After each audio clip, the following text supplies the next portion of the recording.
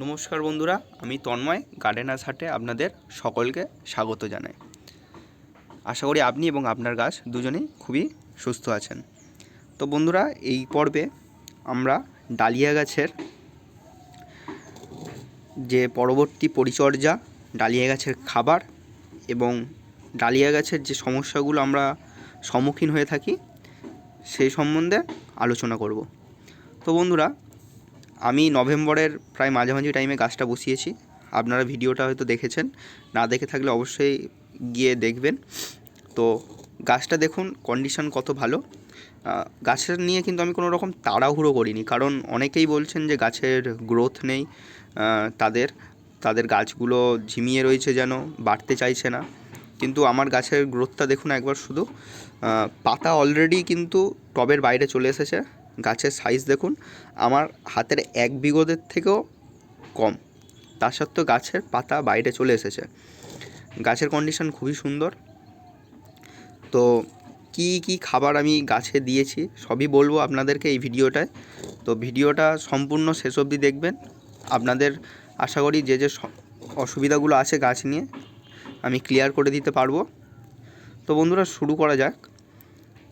এই যে গাছ দেখছেন, এই একটা সুন্দর গাছ রয়েছে, কিন্তু তার পাশে আমি আরেকটা গাছ নিয়ে বসেছি, সেম ডালিয়া গাছ। দেখুন গ্রোথ কতটা আকাশ পাতাল তফাৎ। তো বন্ধুরা, কিছুই না, এই গাছটায় পোকার আক্রমণ হয়ে গেছিলো। তো অনেক গাছের মধ্যে এই গাছটাকে আমি মিস করে ফেলেছিলাম কীটনাশক দিতে, যার কারণে দেখতে পাচ্ছেন পাতা পুরো কুঁকড়ে গেছে, গিয়ে পোকামাকড়ের আক্রমণের জন্য গাছের গ্রোথ কমে গেছে। তো অবশ্যই নিজের গাছটাকে টাইম টু টাইম কীটনাশক স্প্রে করবেন, না হলে কিন্তু এই গাছটার মতোই গ্রোথ কমবে।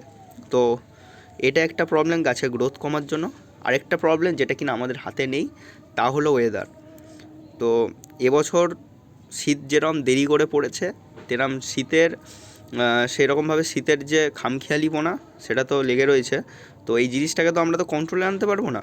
তো এই শীতকালে শীতের এই খামখেয়ালিপনার জন্য কিন্তু গাছের গ্রোথ অনেকেরই এরম পুরোপুরো প্রায় থমকে আছে।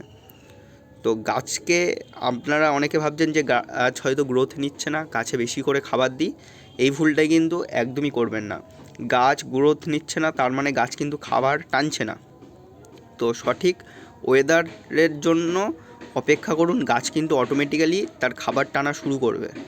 তো খাবার সম্বন্ধে কোনো রকম সমস্যা নেই, এটা থেকে আপনারা নিশ্চিত থাকুন। তো বন্ধুরা, এবার বলি আমি কি খাবার দিয়েছিলাম। আমি কিন্তু আমার গাছে খোল জল তেমন দিইনি। গাছে শুধুমাত্র চাপান সার দেওয়া আছে। চাপান সারের সাথে গোবর সার দিয়েছিলাম, তার উপরে মাটি চাপা দেওয়া আছে।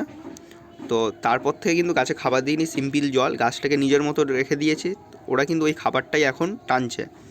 তো এই গাছটার ক্ষেত্রে গ্রোথের সমস্যা এই কীটনাশকের স্প্রের জন্য হয়েছে। পোকাতে পুরো ওপরটা নষ্ট করে দিয়েছিল, ফের গাছটাকে ঠিকঠাকভাবে নিয়ে এসেছি।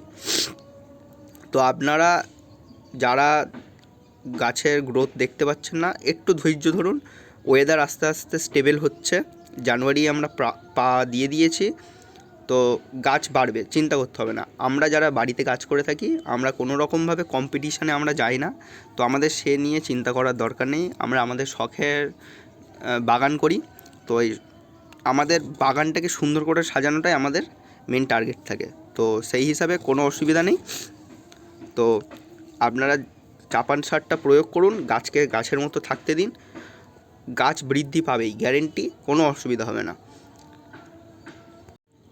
তো বন্ধুরা, এবার বলি গাছের পিঞ্চিং। গাছ পিঞ্চিং করব না করব না, অনেকেরই কনফিউশন থাকেন যে ডালিয়ায় পিঞ্চিং করব কি ডালিয়ায় পিঞ্চিং করব না। তো সেক্ষেত্রে বলে রাখি বন্ধুরা, আপনি যদি মনে করেন যে আপনি একটাই মাত্র ফুল নেবেন গাছ থেকে, তাহলে গাছে পিঞ্চিং করবেন না। পিঞ্চিংয়ের বদলে কি করবেন, গাছের প্রত্যেকটা যে পর্বমধ্য আছে, পর্বমধ্যের তলায় দেখবেন এই ছোট ছোট নতুন ব্রাঞ্চ বেরোয়। তো আপনারা যদি একটা ফুল নিতে চান, তাহলে বড় যদি ফুল চান তাহলে একটাই ফুল নিতে হবে। সেক্ষেত্রে আপনি কি করবেন, এই যে ছোটো ছোটো ব্রাঞ্চগুলো বেরোচ্ছে এইগুলোকে কেটে দেবেন। দেখুন এরমভাবে কেটে দেবেন। তো এতে কি হবে, গাছের যেমন মেন যে গাছের কাণ্ড, তার গ্রোথ যেমন বাড়বে, তেমনই আপনার যে ফুলটা আসবে সেই ফুলটা সাইজে অনেক বড় হবে। এবার আসি, আপনি যদি অনেক ফুল নিতে চান, তো আপনি যদি অনেক ফুল নিতে চান সেক্ষেত্রে কি করবেন, গাছের যে মিডিলের এই পাতাটা আছে এইটাকে আপনি পিঞ্চ করে দিতে পারেন। তো সেক্ষেত্রে হবে কি, গাছের এই পাশের যে পাতা বলছি, নতুন যে ব্রাঞ্চগুলো বেরোচ্ছে সেই ব্রাঞ্চগুলো আরও ঝোপালো হবে, গাছে ফুল বেশি ধরবে। তো সেক্ষেত্রে আপনারা যদি ফুল বেশি চান তাহলে এই মাঝখানের পাতাটিকে কেটে বাদ দিয়ে দেবেন, এবং আস্তে আস্তে গাছটাকে যখন বাড়বে, এই সাইডেরগুলো বাড়বে, তখন আস্তে আস্তে আপনারা পিঞ্চিং করতে থাকবেন, গাছ অটোমেটিক্যালি ঝোপালো নিয়ে নেবে। আর আপনারা যদি চাপান সার দিয়ে থাকেন তাহলে বারবার বলছি, গাছে কিন্তু সিম্পল জল দিন, তার বেশি দেবেন না জল, গাছ কিন্তু বাড়বে না, গাছ দমকা মেরে যাবে, গাছ বাড়বে না। তো গাছের উপর কোনো টর্চার করবেন না, গাছকে খাবার দিয়ে তাকে আপনি জাস্ট যেটা নিয়ম সেই নিয়ম অনুযায়ী খাবার দিন। গাছ বাড়ছে না তার জন্য বেশি মাত্রায় খাবার দেবেন না, আর সময় মতো কীটনাশক প্রয়োগ করুন। আর যদি অনেক ফুল চান অবশ্যই মাথার যে মেন ডোকটা কেটে দেবেন, তাতে ফুল ছোট হবে কিন্তু অনেক ফুল পাবেন। তো আর যদি মনে করেন যে না একটাই ফুল নেবো, বড়ো ফুল নেবো, তো যেমন দেখালাম এই যে ছোটো ছোটো যেগুলো বেরোয় সেগুলো আপনি কেটে গাছের মেনটাকে যে ডালটা সেটাকে বড় করতে পারেন। তো আশা করি ভিডিওটা আপনাদের ভালো লাগবে। তো অবশ্যই যদি ভালো লাগে চ্যানেলটিকে সাবস্ক্রাইব করবেন এবং আপনার চেনাশোনা সব বন্ধুদের ভিডিওটি শেয়ার করবেন, কমেন্ট করে জানাবেন ভিডিওটা কেমন লেগেছে। ধন্যবাদ, দেখা হচ্ছে পরবর্তী ভিডিওতে।